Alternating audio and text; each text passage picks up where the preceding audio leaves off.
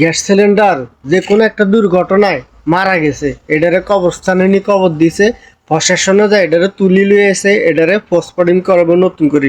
কিভাবে এটা মারা গেল, কিভাবে কে বা কারা এটারে দাফন করছে কবরস্থানে নিয়ে।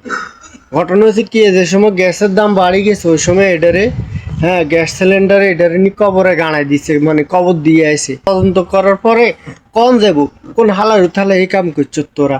দেশে গ্যাসের সংকট, এটার সংকট ওটার সংকট, আর তোরা এটারে কবর শেষ পর্যন্ত কবরস্থানে নিয়ে কবর দিলি।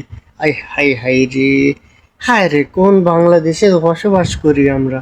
দেখছুনি কারবার, ইন্দি তেলের দাম বাড়ি গেছে, হুঁচি নাকি আবার গ্যাসের দামও বাড়া লাগবে। আয় আয় হাই রে, সাধারণ জনগণ কি করব? জনগণ এভাবে যে শুষিয়ে লাইতেছে, কই যাইব জনগণ? আই তো বুঝি আর না।